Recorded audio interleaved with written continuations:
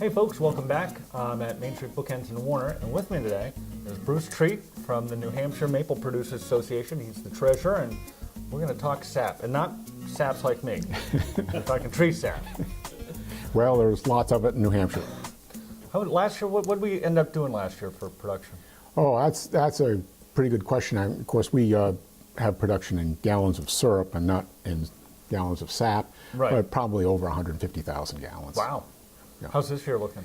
This year, it's too hard to tell because it's the weather in March that will really predict what the yields are going to be in terms of the crop. Right, and it seems like earlier and earlier, some guys are starting to tap in February. Oh, our bigger producers are out tapping right now. However, the nature of the maple tree is it produces the actual sugar in the roots during the cold seasons. And so, yeah, you can tap right now, but you won't get as much sugar because not all the sugar has been formed yet. Oh, that's interesting. Yeah. And now the New Hampshire Maple Producers Association, what is it exactly that you guys do? Well, it's an association of maple producers that was formed back in the Second World War, and we represent over 400 sugar houses in New Hampshire. We put on, for instance, a very popular open house weekend in March, Oh, yeah. where we have tens of thousands of visitors to our sugar houses. And we have an interactive website where you can see which sugar houses are open and decide how you want to take a tourist trip, and all the sugar houses are very different.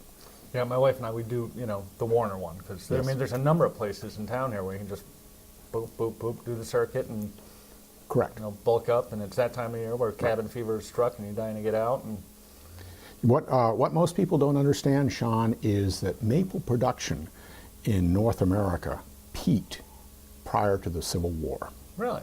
And more maple syrup, they made sugar back then, obviously, because Right. the syrup would spoil, but more maple sugar was made prior in the 1850s than we make today. No kidding. And the technology, of course, today is just Oh, yeah. staggering.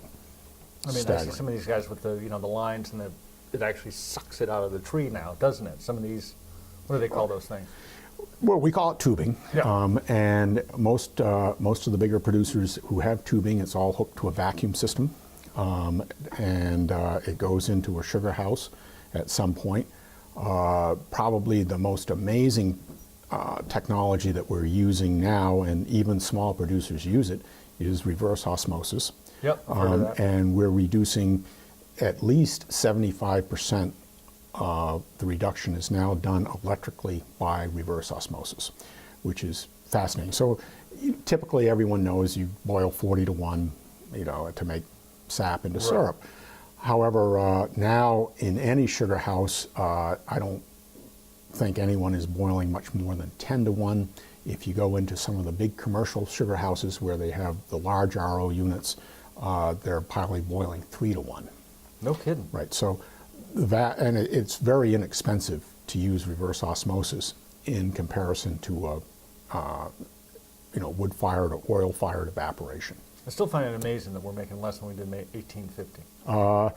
Well, you have to, I think, understand a number of different things.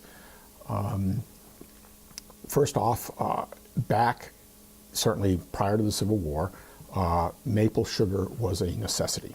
Right. You could not get through the winter, which the only way you get through the winter was the Three Sisters, which would be beans, corn, and squash.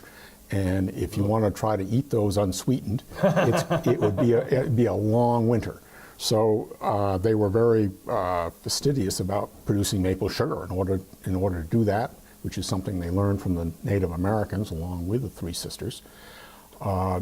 We would be talking open kettle boiling in almost every yard in order to produce that amount of sugar prior to the Civil War. It was also known and marketed back then as abolitionist sugar because the abolitionist movement was so strong, and the Caribbean cane sugars were all produced by slaves.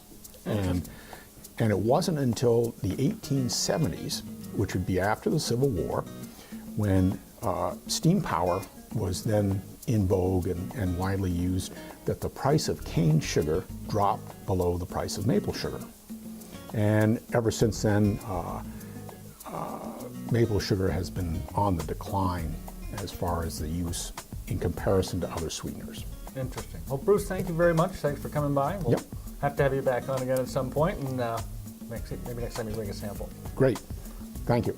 That's your local view. Now back to you.